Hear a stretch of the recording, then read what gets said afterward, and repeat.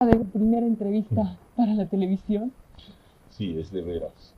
Y creo que se va a notar porque todo saldrá muy mal naturalmente y prefiero decírtelo por adelantado porque no tengo el menor hábito de este tipo de entrevistas.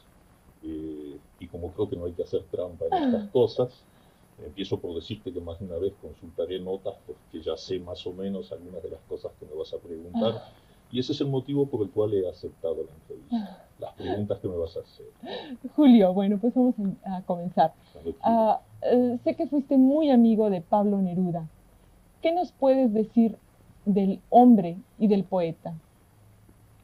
Mira, yo a Neruda lo conocí en los últimos tiempos de su vida. Entre mis muchos defectos está el que no me gusta conocer a escritores. Pude conocer a Neruda 20 veces y nunca lo hice, nunca lo busqué. En 1970, cuando Salvador Allende asumió la presidencia en Chile, en noviembre, yo entendí que tenía la obligación de ir y fui a Santiago. Y allí, unos días después, alguien me llamó por teléfono y apenas escuché esa voz, supe que era Neruda, que él tenía la voz un poco como sus párpados, esa voz un poco lenta, un poco arrastrada. Me llamó y me dijo que Isla Negra me ofrecía la posibilidad de descansar porque yo estaba muy cansado. Fui y nos conocimos y la amistad fue, tú sabes, esa clase de amistades que nace así, ya estaba hecha, había simplemente que concretarla. Luego volví a Europa y Pablo fue designado embajador aquí en París. Entonces empezamos a vernos con alguna frecuencia. Después de eso, él se enfermó cada vez más gravemente y volvió a Chile. Este año, en febrero, lo vi por última vez en Isla Negra. Eran las vísperas de las elecciones y Pablo desde su cama seguía esas elecciones apasionadamente. Él no podía participar en las reuniones, ya no podía hablar en público, pero entonces, como me lo dijo al ofrecérmelo, había también intentado su última arma de combate y me dio ese libro que todo el mundo leía en Chile y que se llama Incitación al Nixonicidio y Alabanza de la Revolución Chilena. Ese libro que naturalmente muchos críticos literarios juzgarán duramente y que Pablo era el primero en dar con una sonrisa un poco irónica, sosteniendo que era su última y definitiva manera de ser fiel a sí mismo y ser fiel a su pueblo. De ese libro, que no sé si es ya muy conocido en México, si ha llegado en cantidad a las librerías, me gustaría leerte a ti un muy pequeño poema ¿Cómo no? que creo que lo refleja muy exactamente y que dice: y no me importa perro ni persona, solo el pueblo es en mí considerable, solo la patria a mí me condiciona. Pueblo y patria manejan mi cuidado, patria y pueblo destinan mis deberes, y si logran matarlo levantado por el pueblo, es mi patria la que muere. Es ese mi temor y mi agonía.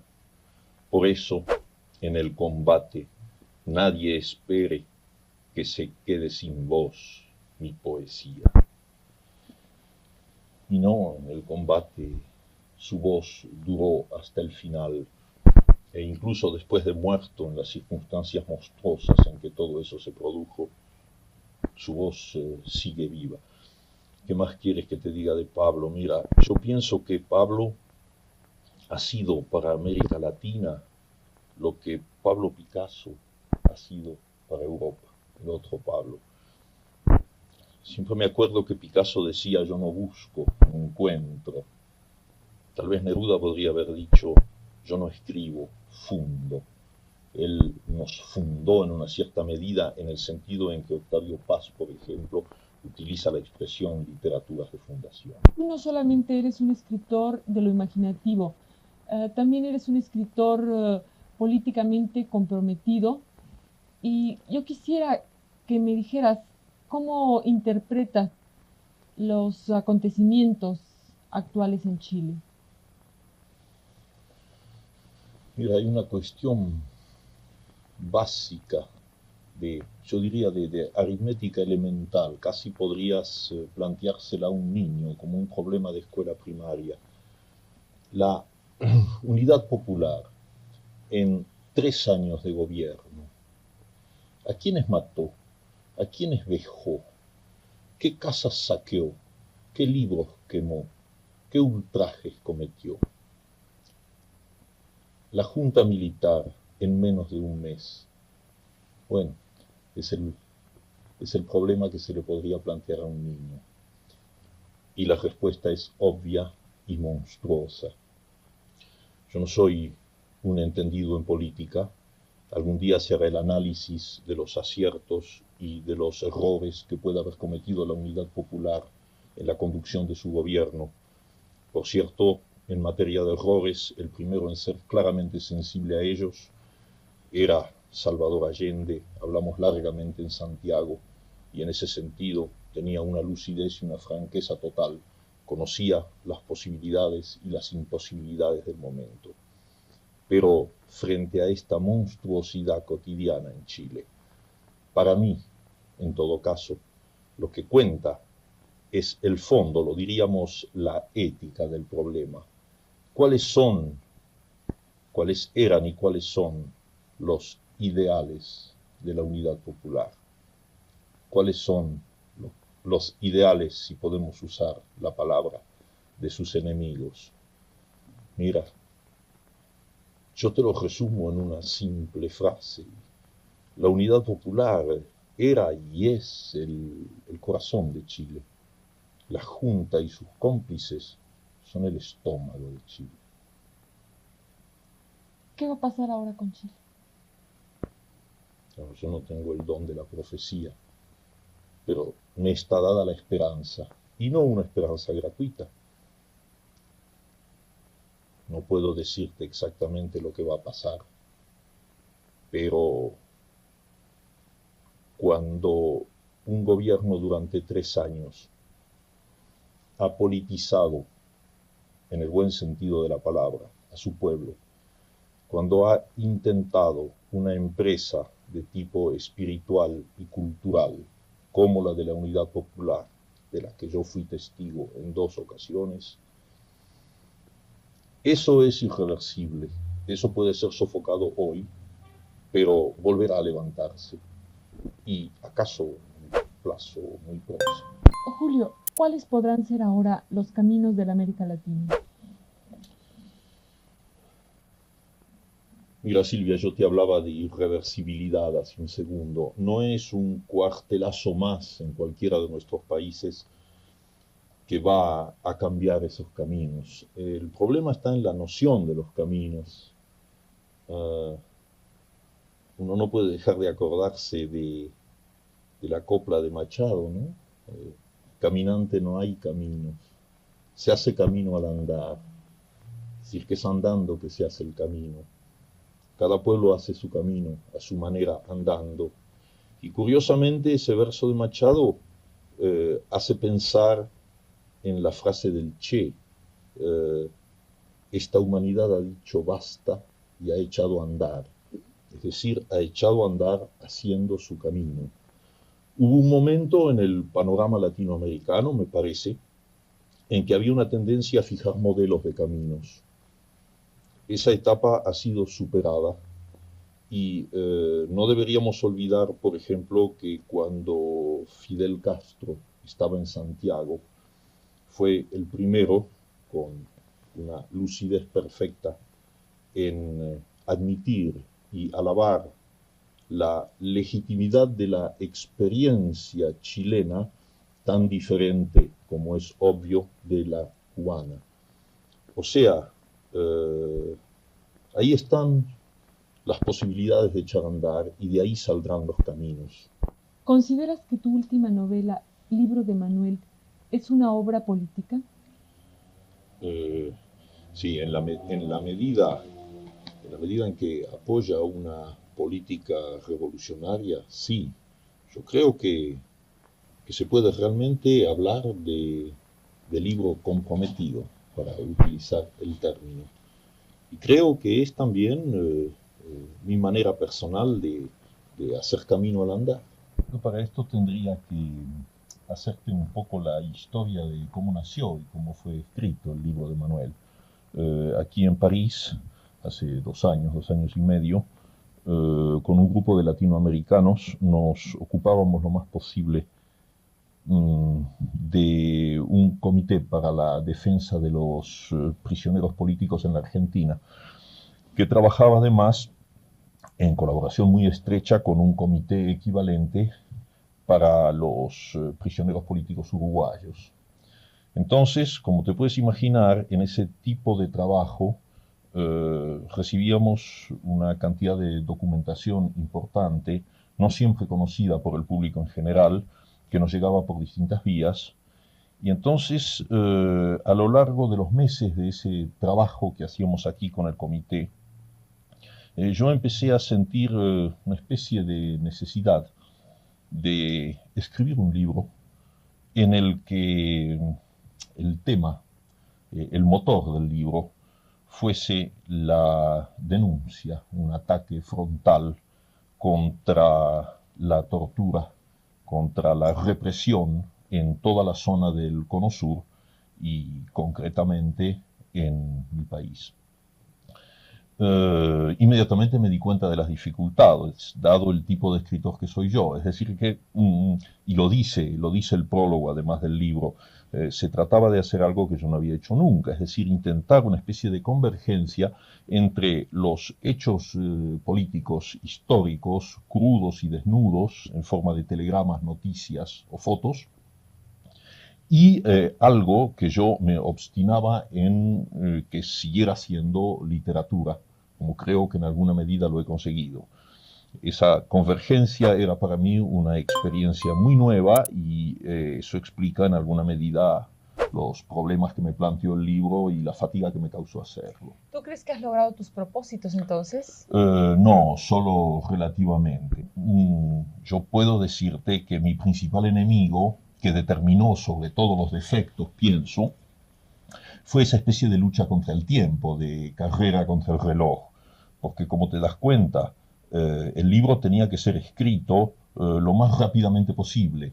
Era un libro que se tenía que publicar lo antes posible, si dentro de la perspectiva que yo creía justa, el libro podía tener alguna utilidad en la Argentina, en esa lucha en que muchos estábamos empeñados para que terminara esa escalada de la violencia y del sadismo. ¿Tratabas de dar a conocer en Argentina lo que es la represión en ese país? Bueno, no es que los argentinos lo ignorasen, como te puedes imaginar, aunque luego te contaré alguna anécdota pintoresca en ese sentido. No, el libro tenía, ya te digo, esa intención de convergencia, Sí. el deseo de hacer entrar en una dimensión literaria nuestra historia cotidiana de todos los días en uno de sus aspectos más negativos y más infames. Eso es lo que podríamos llamar, y la mayoría de los lectores y los críticos han visto eso sobre todo, digamos, si tú quieres, el plano revolucionario del libro. Pero yo entiendo que en el libro de Manuel, por lo menos como tentativa, hay también otros planos que para mí son igualmente revolucionarios. Por ejemplo, tú te has dado cuenta que hay esa especie de ataque violento, de denuncia de una serie de tabúes que siguen siendo nuestros grandes problemas latinoamericanos, tabúes de tipo sexual, todo lo que toca al universo, a la dimensión erótica del hombre latinoamericano, y luego también las falsas escalas de valores, esa división un poco maniquea entre lo que es serio y lo que es frívolo, entre lo que hay que hacer y lo que no hay que hacer en determinados planos. En ese sentido, yo escribí como escribo yo, es decir, introduciendo una gran cantidad de elementos fantásticos, humor y una serie de planos sucesivos que me permitieron atacar esos aspectos que me siguen pareciendo negativos. En algún momento fue llamado de frívolo tu libro. Creo que en alguna plática que tuvimos me dijiste algo de eso, o estoy inventando. Sí, el libro siempre ha sido calificado de frívolo, por personas que se autocalifican de serias. Es decir, es justamente una de las cosas contra las que yo me alzo. Es decir, esa noción peligrosísima de creer que el hombre no es también un animal que juega, ¿no? Es el homo ludens.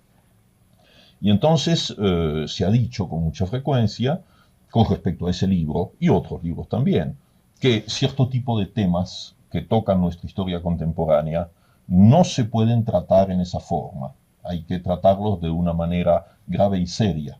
Yo estoy muy lejos de dudar, solo que mi concepto de la seriedad y la gravedad es diferente en este caso. Yo creo, y eso lo saben tantos escritores igual o mejor que yo, que a veces por el camino del humor y por el camino del juego se llega a tocar dimensiones de verdadera y profunda seriedad. Tu concepto de revolución en Libro de Manuel es muy personal. No se encuentra dentro de los manuales de política. ¿Qué es para ti la revolución?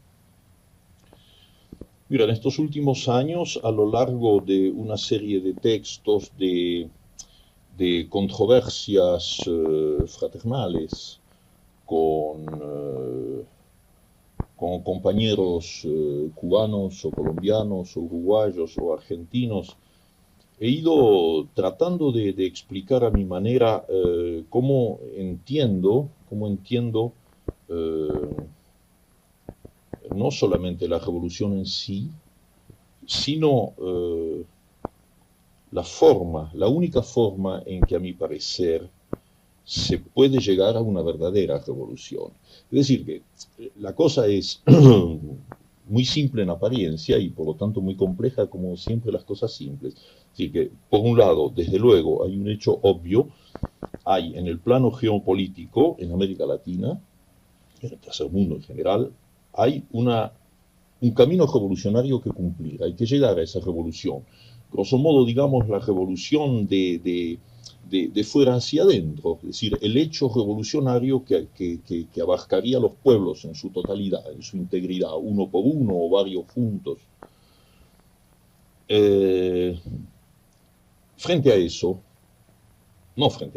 Paralelamente a eso, y aquí es donde entra mi punto de vista de escritor, es un doble proceso que, en mi opinión, tiene que ser simultáneo, paralelo y continuo, contra la opinión de muchos, para quienes la revolución de fuera hacia adentro, la revolución en el plano geopolítico, histórico, tiene que darse en primer término, sin que eso signifique que ignoren las otras necesidades de tipo humano y espiritual de los hombres, lejos de ello, pero por una cuestión de tipo práctico ponen el acento, y es perfectamente comprensible, en eso.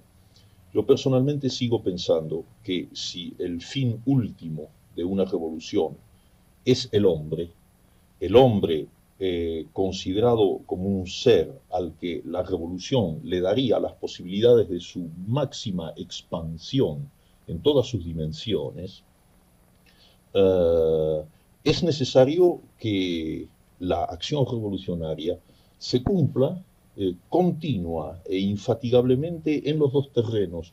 Es decir, por un lado, lo que llamamos la revolución de fuera hacia adentro, eventualmente la revolución armada, por ejemplo, ese tipo de manifestación, y la otra, la más secreta, la menos espectacular, que es la lenta revolución de dentro hacia afuera,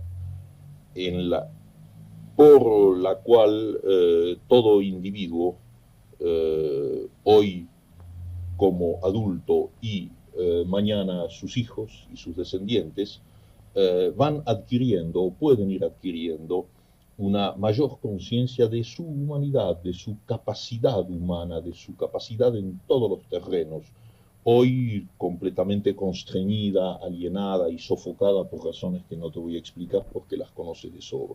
Julio, ¿cómo se recibió tu libro en Argentina?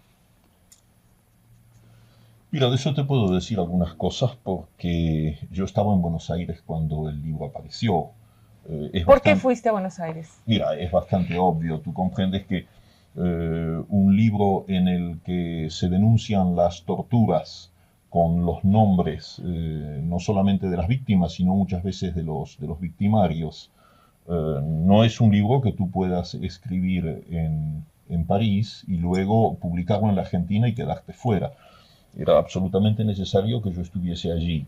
Además, me guiaba una segunda intención que está también anunciada en el libro, y es que un libro así, con el propósito que tiene, tú no puedes editarlo y cobrar los derechos de autor.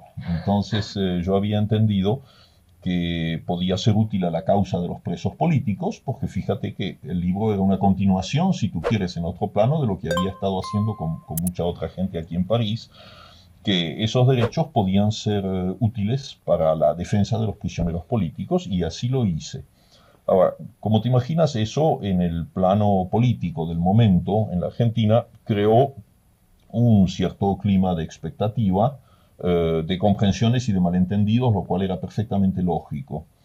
El libro agotó su primera edición, que era bastante grande para la Argentina, 30.000 ejemplares, se agotó en una semana, lo cual me parece una buena prueba de la repercusión que había tenido el hecho de que el libro no saliera como una obra literaria más o una nueva novela mía, sino que viniera acompañado de otras finalidades, envuelto en otra atmósfera, si quieres. Y hay en ese sentido detalles que son para mí muy conmovedores. Te digo, la edición se agotó inmediatamente, pero se agotó en una forma muy especial. Es decir, que a los primeros días el libro estaba en las librerías de Buenos Aires. El problema es que no todo el mundo entra en las librerías. Del libro se hablaba mucho, pero hay mucha gente que no entra en las librerías porque tiene miedo. Yo no sé si es un fenómeno que tú lo has observado en tu país. Es una cuestión de nivel de cultura. Hay gente que teme entrar en una librería porque no se sienten lo suficientemente informados como para pedir directamente lo que desean, temen equivocarse, temen ser objeto de menosprecio o de burla. Y entonces la librería se convierte en un lugar así, un poco... Frío. Sí, un poco hostil incluso. Bueno, entonces a los 6 o 7 días de haberse puesto en venta el libro, sucedió que los vendedores de diarios y revistas de Buenos Aires pidieron el libro y empezaron a venderlo ellos en los kioscos. El libro salió a la calle. Y entonces fue en esa forma que todo el mundo lo compró, ya sin esa pequeña inhibición de tener que entrar en una librería. Lo compraron en la calle como quien compra una revista.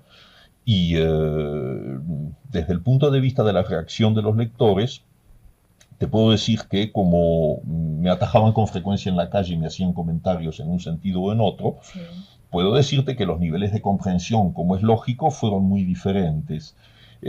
Pero hubo una especie de unanimidad total en el sentido de comprender que era un libro de denuncia de una serie de actos odiosos contra los cuales todo el mundo, en todo caso todos los lectores del libro, estaban en contra. Desde París, por primera vez para la televisión, Julio Cortázar.